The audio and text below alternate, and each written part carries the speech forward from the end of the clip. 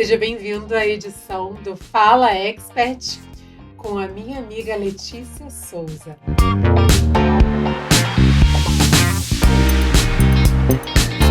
Ela é especialista em transtorno do espectro autista, TEA. Sim. Vocês vão ouvir muito falar sobre isso hoje. Ela é psicopedagoga.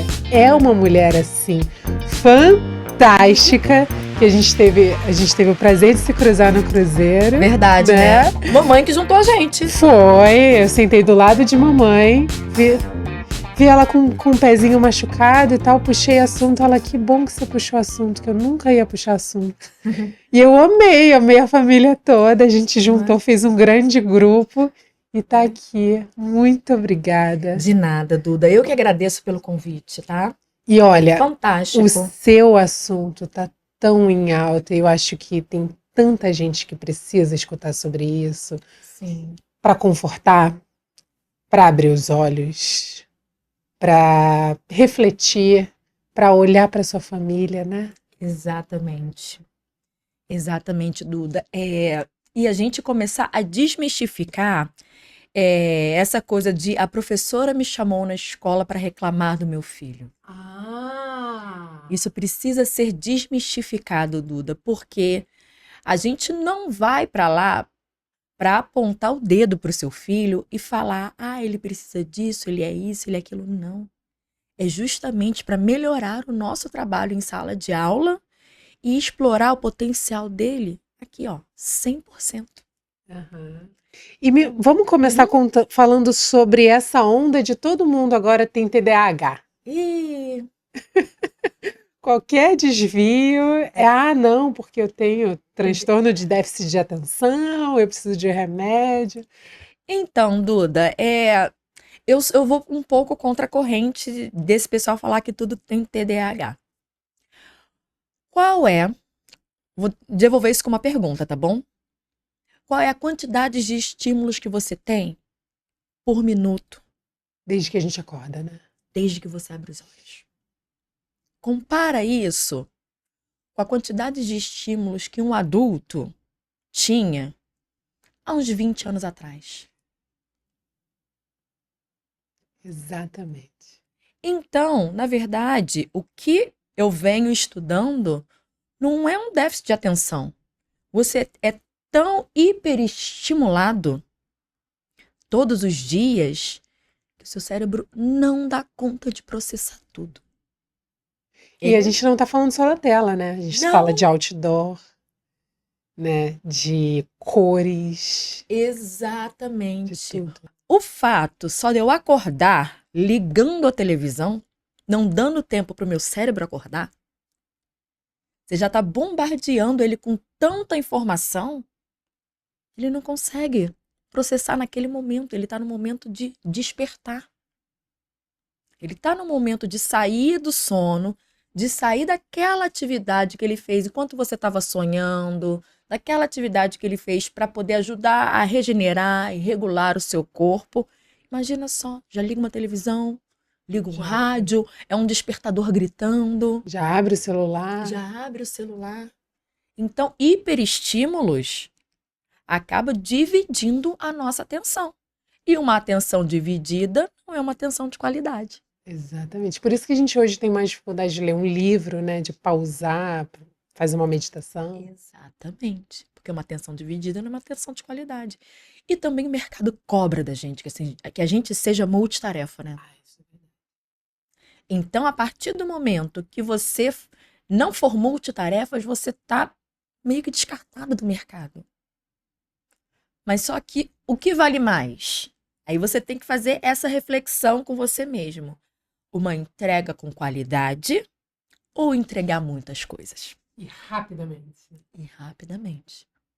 Né? Eu tô num momento que eu tô preferindo escolher as batalhas que eu quero lutar. Então, na vida profissional, a gente sabe que a gente faz muita coisa que a gente não quer. Então, o que a gente precisa é encontrar prazer nisso. Para poder fazer entregas que nos deixam, assim, ó, com o ego cheio, que nos deixam repleto de prazer, mas também que a gente não deixe de atender ao mercado. Sem dúvida. E você acha que essa hiperestimulação está trazendo novas doenças, até para as crianças, para as novas gerações? Doenças não, mas eu acredito que transtornos. Transtorno. Transtornos de aprendizagem, né?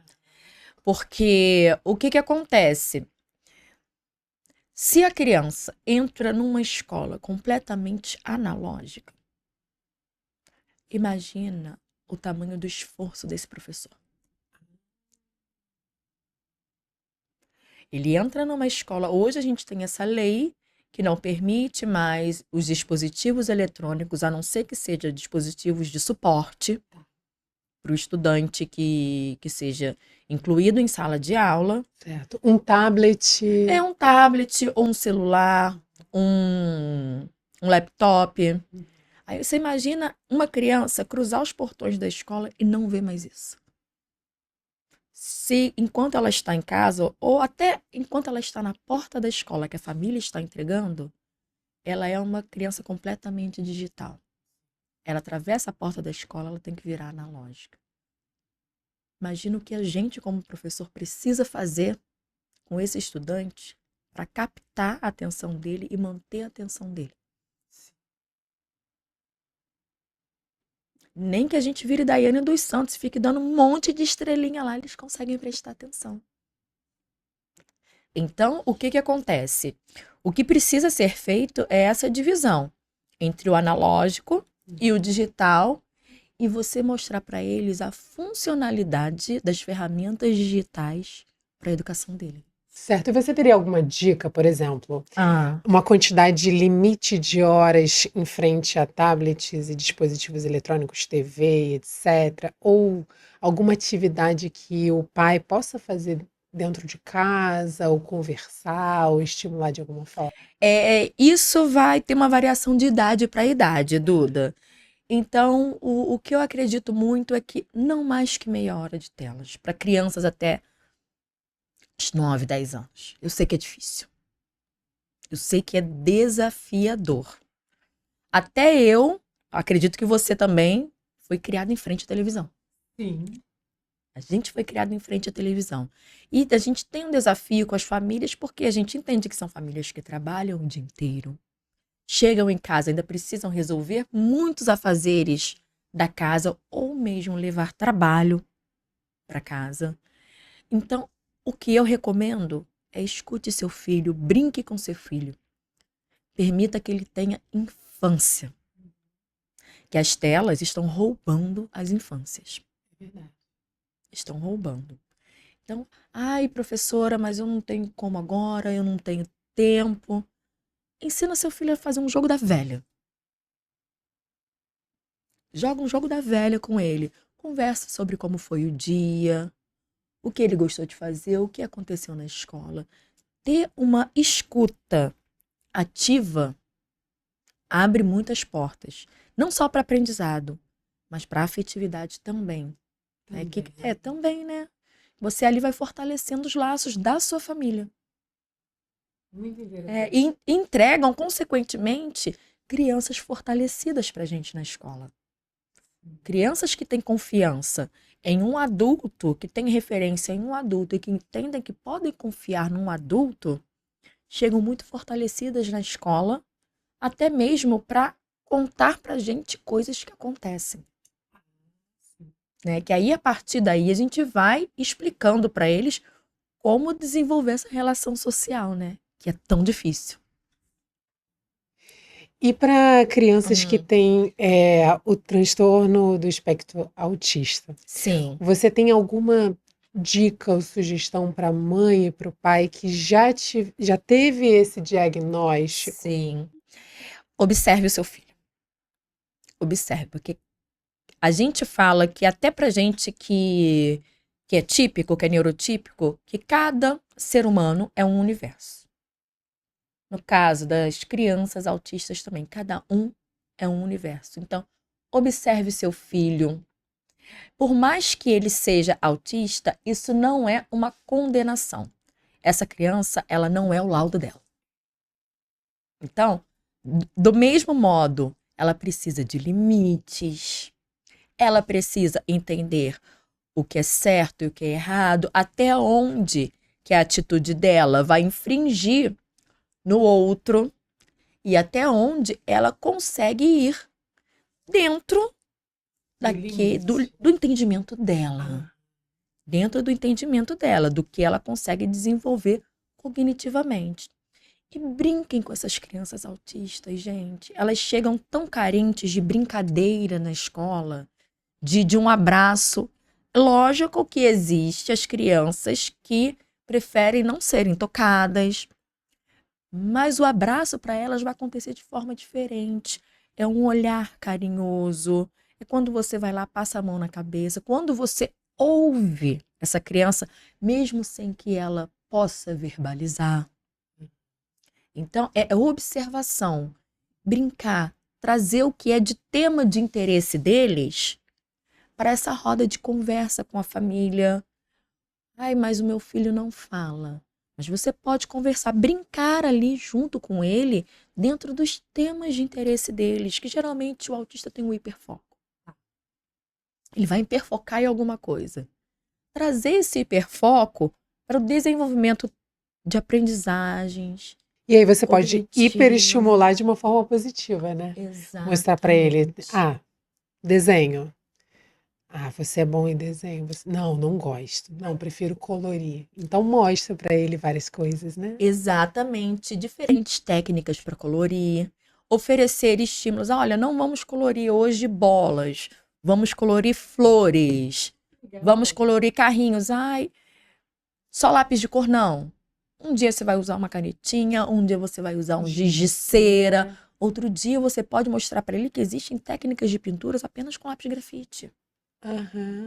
Sabe? E a partir... Guache. Exatamente. E a partir daí você vai desenvolvendo outras habilidades que ele vai precisar para a vida, né? Concomitantemente com a escola, que a escola também vai fazer esse trabalho. E existem profissionais dentro das escolas que fazem esse trabalho de estimular também? Os professores. Gente, no mundo ideal, que a gente sabe que existe o real e o ideal. No mundo ideal, o que acontece? Toda criança que tem o transtorno do espectro autista, ele tem direito a ter um auxiliar de apoio, uma mediação. Tá bom? Tá. Uma outra profissional que vai assisti-lo durante a jornada escolar. Certo. Desde a creche? Sim, desde o momento que ele tem um laudo e é matriculado na escola. Perfeito. E esse laudo vem a partir de quantos anos? É difícil explicar isso, porque tem crianças que já chegam laudadas na escola. Mas tem crianças que a gente descobre o laudo ao longo da jornada escolar dele. Então, a partir do momento que essa criança for laudada, ela tem direito a ter uma pessoa junto com ela. Mas quem é responsável todo pelo plano individual, estudantil dessa criança, é o professor. É o professor, tá. E existe alguma lei, por exemplo, é obrigatório ter um tutor dentro, um coordenador, como é que chama? É um auxiliar de apoio. Um auxiliar de apoio? Sim. É um direito dele. É um direito dele. É um direito e dele. A escola pode dizer, não tem como ter 3 pessoas autistas, 3 crianças com espectro autista dentro da sala? Depende da escola. Porque pode. Pode. E eu tenho. Esse ano eu tenho 3. E cada um acompanhado pelas suas respectivas auxiliares de apoio educacional. Sabe? Mas só que aí, o que acontece? Cada um tem um nível de desenvolvimento cognitivo diferente. Uns acompanham mais, outros acompanham menos. Então, a gente tem que respeitar as potencialidades e as limitações de cada um. Aí, quem é responsável por todo esse plano é o professor. E o professor conversa com essa auxiliar de apoio educacional, passa para ela quais são as adaptações, como deve ser aplicado, em que momento deve ser aplicado, quais os estímulos para aquele dia ou para aquela semana, os objetivos, as metodologias, Tudo é o professor que vai fazer. Ela tá ali como um braço. Um instrumento. Imagina que ela é um braço a mais pra gente. Legal. É um braço a mais, porque ali ela consegue ficar de um para um com ele. E até mesmo em um momento de desorganização, ela vai ser a referência daquele estudante para que ele possa se acalmar, executar as atividades que ele precisa, porque afinal tem eles que estão incluídos e tem mais os outros também. Que tem que se sentir incluídos também, né? Porque são crianças. É isso, Né? são crianças. Então, é uma sala muito heterogênea. Muito heterogênea, que a gente vai ter várias e várias coisas. Nós vamos ter descálculos, disléxicos, TDAHs, TEAs, síndrome de Down. Então, hoje em dia, a escola é uma escola plural. E o professor, ele cada vez mais, ele precisa se instrumentalizar para atender essa pluralidade. Vou fazer uma pergunta um pouco polêmica, talvez. Ok. Você acha que teve um boom nos 10 últimos anos para cá? Ou sempre teve e agora a gente tem uma lupa em que a gente tem mais diagnósticos, etc. Sempre teve. Para mim, sempre teve. Para pensar um pouquinho naquele coleguinha que você teve lá na alfabetização, no 2º ano, que não aprendia, que era repetente, que era chamado de burro, que todo mundo ria dele. Hoje, a gente tem uma lupa que consegue captar melhor. A gente tem um olhar mais sensível para fazer esses diagnósticos. Não é que teve um boom. As pessoas estão mais instruídas. E estão olhando com mais foco, né, para essas crianças. Né? Você acredita que durante a pandemia, com as crianças em casa sendo educadas pelos pais, etc., os pais tiveram um foco maior, viram mais, passaram mais tempo com essas crianças que passavam. Imagina, essas crianças passavam 8 horas na escola, ou 4 horas, 5 horas. Hoje elas estavam em 2000, 2001, 2020, 2021, 2022. As crianças passaram mais tempo em casa e não tiveram escolas, etc. Você acha que os pais tiveram um foco maior e conseguiram perceber mais coisas? Eu acho que não. Não, Duda. Eu acho que ali, nesse momento, os pais perderam um pouco um parâmetro do desenvolvimento das Ai, crianças. que interessante. Por quê? Porque eles ficaram o tempo todo com aquelas crianças em casa. E a gente entende que a nossa geração é uma geração de poucos filhos. Tá. E a gente sempre vai, que não é conhecedor, a gente compara o desenvolvimento infantil olhando outra criança. Isso. Se você não consegue comparar o desenvolvimento do seu filho com de uma outra criança ou de um grupo de crianças que convive com ele, você vai achar que tá tudo normal, que tudo que ele faz é normal. Só que o desenvolvimento infantil, o acompanhamento tá além do físico, né? Sim. É psicológico, é o cognitivo, mental. Então, se você tá ali 24 horas com ele, convivendo com ele, você acaba não percebendo os defeitos, entre aspas, Sim, entre muitas aspas, tá? Muitas aspas, sim. Você acaba não percebendo quais são os defeitos, quais são os pontos fracos e as potencialidades a serem desenvolvidas. E como que eu posso, a partir de quantos anos mais ou menos, assim, em média, que eu posso olhar para o meu filho e ficar um pouco preocupada, no seguinte sentido: poxa, a priminha da mesma idade já começou a falar, ou não olha para mim, ou não gosta quando abraça. Existe alguma idade mínima para eu começar a tentar levar para um médico, para uma psicopedagoga? Como é que funciona isso? Sim, primeira coisa, o que a gente precisa entender é que existem estágios de desenvolvimento infantil. Entre determinada idade, a criança precisa ter desenvolvido isso. Entre determinado tempo e determinado tempo, precisa desenvolver isso. Vamos assim, 3 meses, a criança precisa atender o nome dela. Nem ainda. Com 3 meses, uma criança é capaz de procurar a voz de quem está chamando, tá?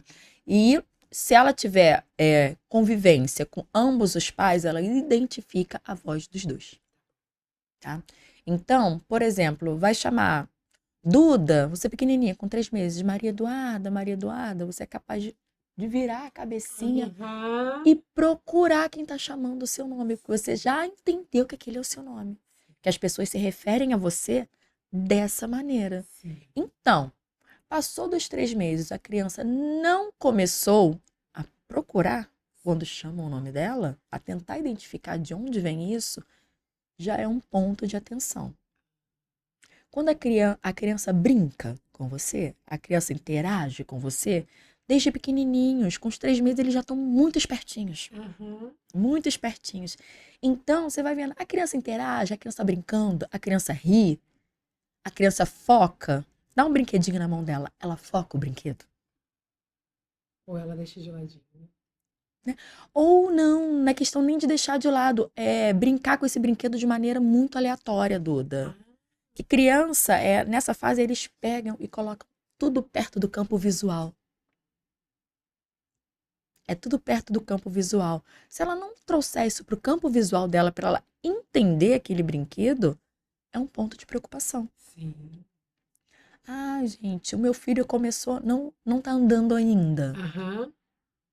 Gente, até 1 ano e meio, uma criança precisa começar a andar. Se não tá andando, a gente precisa ver. Ah, o meu filho, ele não engatinhou, ele só se arrastou. É um ponto de atenção também. Sim. Com 2 anos, precisa falar. Se não estiver falando, é um ponto de atenção também. Entendeu? Então, são várias coisas, vários estágios que a gente precisa ir prestando atenção ao longo do desenvolvimento infantil. E às vezes nem até, é só um atraso. Pode ser que seja, mas aí é que tá. A importância de levar a profissionais que sejam qualificados para entender se aquilo é um atraso ou se ele já está se encaminhando para fechar um laudo de TEA para ele. Perfeito. Entendeu? Crianças que começam a caminhar, criança que só anda na pontinha do pé. Observa, a maioria dessas crianças, elas vão se encaixar dentro do TEA. Entendi. Interessante. E você acha que o animal de estimação pode ajudar a estimular algumas dessas crianças? Algum desses espectros? Então, tudo é muito particular, porque tem crianças que são muito sensíveis a barulho. Então, o animal de estimação que emite muito barulho não vai ser o ideal para essa criança. Por isso que eu falo, tem que observar o comportamento. Tá? Texturas. Tem crianças que aceitam determinadas texturas, tem crianças que não aceitam determinadas texturas. Então, o pelo do gato ou do cachorro é agradável ao toque da criança? A criança, ela se relaciona bem com aquele animalzinho? Ela cuida? Ou ela prefere manter ele mais afastado um pouquinho? Então, tudo é muito particular. A gente precisa de observação. Eu tenho estudantes, por exemplo, que eles têm pavor de massinha. Pavor, mas eles brincam com tinta. Olha, o toque, É o né? tato. É o tato. Então, eles têm uma sensibilidade às coisas muito maior do que a nossa. Porque a percepção de mundo deles é diferente. É como se fosse para eles interpretam isso como uma agressão externa. De tanta repulsa que eles têm a determinadas coisas que eles mesmos desenvolvem. Não tem explicação científica para isso, porque um desenvolve isso e o outro não desenvolve. É observação de comportamento mesmo. É 1 para 1, é trabalho de formiguinha real. É real. E a gente consegue desenvolver eles na capacidade plena deles. Tem uma imagem na internet que eu gosto muito dela para poder explicar a potencialidade e os pontos de correção de rota de cada pessoa. Tem um pesquisador assim, em um ambiente que tem uma árvore. Tá. Aí tem vários animais. Tem um macaco, uma girafa, um elefante e um peixe. E eles colocam uma linha e o pesquisador fala para todos os animais: subam essa árvore. Ninguém vai conseguir subir a árvore a não ser o macaco.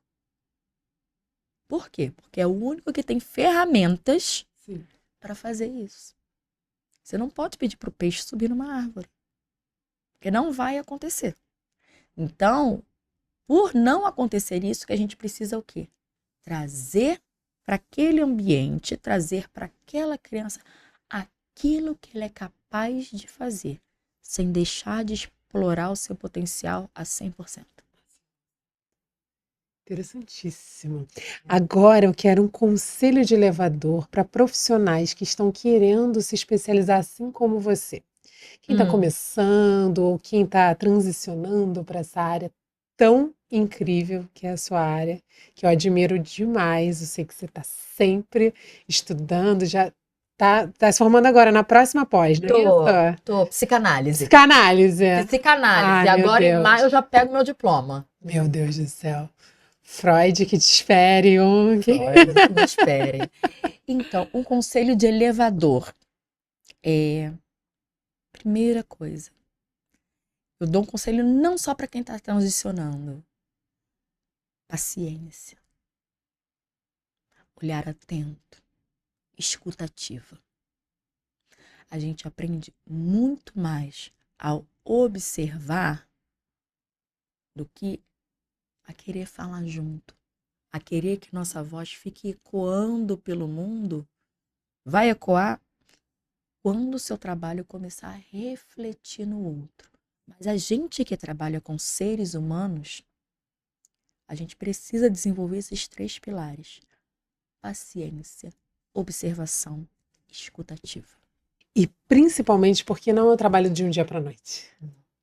É um trabalho de formiguinha. É contínuo. É contínuo. Na semana passada a gente recebeu o personal trainer, Diogo Serafim, e ele falou também sobre a consistência, sobre o trabalho duro, e eu vejo vocês como grandes atletas de alta performance, que para chegar a uma meta, chegar a um objetivo, ao final de uma maratona, você precisa passar por tantas etapas.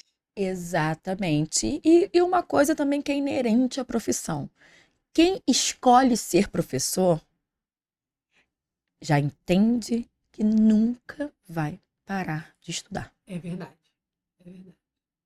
Tem que entender isso. Se eu escolhi ser professor, eu jamais vou parar de estudar.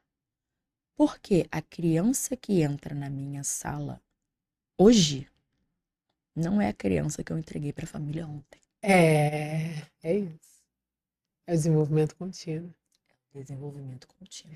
Lelê, seu Instagram é aberto. Meu Instagram é aberto, mas eu tenho um Instagram profissional. Então, por favor, conta pra gente qual é, para as pessoas que quiserem te contratar para palestra, para consultoria, para mentoria. Futuramente eu sei que você vai dar um curso para profissionais que querem se desenvolver dentro dessa área. Então, para quem quiser te acompanhar, qual é o seu Instagram? Meu Instagram é @neurolc_Souza. Ah, perfeito. LinkedIn temos? Ainda não? Temos LinkedIn. Adoro, Temos por favor. LinkedIn, já segui as Duda, a dica da Duda. Isso. As dicas da Duda melhor que nós temos. LinkedIn é Letícia Souza. Perfeito. Com Z, com S? Com Z. Perfeito. Letícia Souza. Letícia Souza. Tô lá no LinkedIn também, estamos no Instagram, abertos a parcerias, tá bom? Cursos e também faço atendimento. Eu ainda trabalho com atendimento de crianças para psicopedagogia. Perfeito. Tá bom? Aí quem quiser, só fazer contato. Obrigada a você, obrigada. Duda. Eu tenho Gratidão pelo dia que eu te conheci. eu tenho imenso Foi um acaso orgulho. muito bom. Muito, muito bom. Eu tenho imenso orgulho de você. Tenho certeza que o mundo ainda precisa te ver muito. Muito obrigada, Duda. Obrigada, gente. Até a próxima semana. Tchau, tchau.